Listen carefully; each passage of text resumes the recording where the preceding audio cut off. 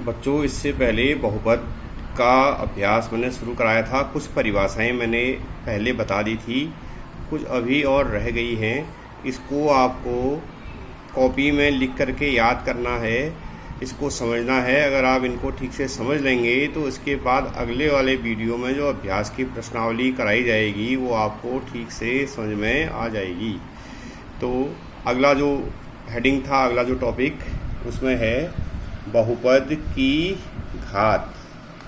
यानी एक बहुपद में चर की अधिकतम घात वाले पद के घातांक को बहुपद की घात कहते हैं।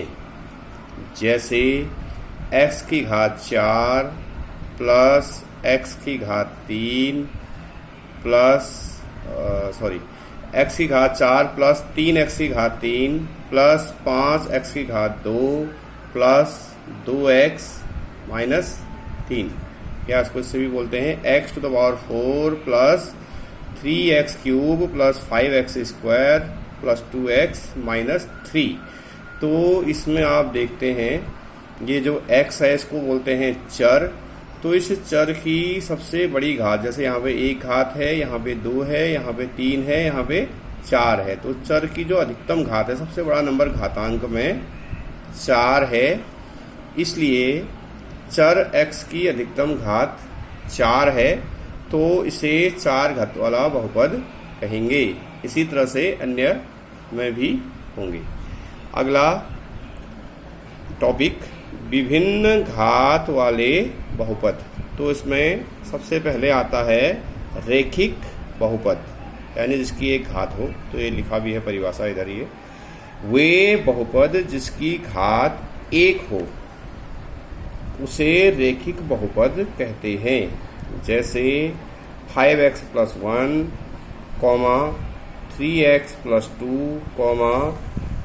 7x plus 1। यहाँ पर ये 3 उदाहरण दे रखे हैं। इसमें आप देखते हैं, इसमें x की घात 1 है, यहाँ पे ये खाली x का मतलब x की घात 1। इधर भी आप देखते हैं x की घात 1 है, यहाँ भी देखते हैं x की घात 1 है, इसलिए ये रेखिक बहुपद है। नंबर 2, द्विघाती बहुपद। वे बहुपद जिनकी घात 2 हो उन्हें द्विघाती बहुपद कहते हैं। जैसे 4x square plus 3x plus 1, x square minus 2x plus 5 आदि। इस तरह से अन्य उदाहरण भी हो सकते हैं। इसमें ध्यान रखना है, जो चर है जिसको हम x या y से प्रदर्शित करते हैं, इसकी अधिकतम घात 2 होनी चाहिए। ये 2 घात वाला है, इसीलिए इसको द्विघाती। यहाँ भी देखेंगे आप x से अधिकतम घात 2 है, तो इसको कहेंगे हम द्विघाती बहुपद। इसी तरह से त्रिघाती बहुपद। वे बहुपद जिनकी घात 3 हो उन्हें त्रिघाती बहुपद कहते हैं। जैसे 7x cube plus 3x square minus x plus 4, 7x की घात 3 धन 3x की घात 2 ऋण x धन 4, और 2x cube minus 4x square plus 3x plus 1, या 2x की घात 3 ऋण 4x की घात 2 धन 3x धन 1। तो इसमें आप देखते हैं, इन दोनों उदाहरणों में इसमें x की अधिकतम घात 3 है, इसमें भी अधिकतम सबसे ज़्यादा घात 3 है, इसमें भी अधिकतम घात 3 है, तो इसलिए इसको त्रिघाती बहुपद कहते हैं। इस तरह से 4 घात वाला भी बहुपद हो सकता है, उसको जिसकी घात 4 होगी, 5 घात वाले की घात 5 होगी, 6 घात वाले की 6। इस तरह से अन्य और भी हो सकते हैं। अब आगे अगला है टॉपिक, बहुपद में पदों की संख्या।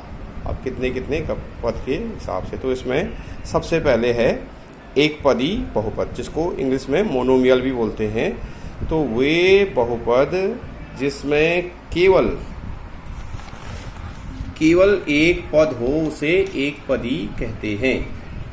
जैसे 7, 5x, 1/2x। ये इसके एक पदी के 3 उदाहरण हैं, ये अलग अलग। ये केवल एक पद है 7, तो एक पदी हो गया। ये 5x है, ये दूसरा उदाहरण हो गया, ये भी एक पद है।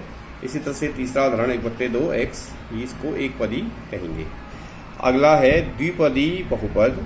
वे बहुपद जिसमें दो पद हों उन्हें द्विपदी बहुपद कहते हैं। जैसे x प्लस वाई, ये दो पद हो गए।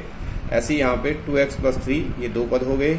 ऐसे यहाँ पे 5x स्क्वायर प्लस 4, इनमें भी दो पद हैं, इनको द्विपदी कहेंगे। एक और उदाहरण है ये 6x स्क्वायर प्लस x, ये सब दो पद हैं, तो इसलिए द्विपदी के उदाहरण हो गए। इसी तरह से तीसरा त्रिपदी बहुपद। वे बहुपद जिसमें तीन पद हों उन्हें त्रिपदी बहुपद कहते हैं। जैसे 8 plus 4x plus 2x square, 6x square minus x plus 1, ये तीन पद हैं। इसमें पहला पद ये हो गया, दूसरा पद ये हो गया, तीसरा पद ये हो गया। प्लस और माइनस साइन के आगे पीछे गिनते हैं उन नंबरों को। पहला पद ये हो गया, दूसरा ये हो गया, तीसरा ये हो गया। यहाँ से गिनते हैं तो पहला, दूसरा, तीसरा, त्रिपदी हो गया। यहाँ भी देखते हैं आप, ये पहला हो गया, ये दूसरा हो गया, तीसरा, त्रिपदी हो गया। ऐसे ही 4 पद वाला, 5 पद वाला, 6 पद वाला भी हो सकता है।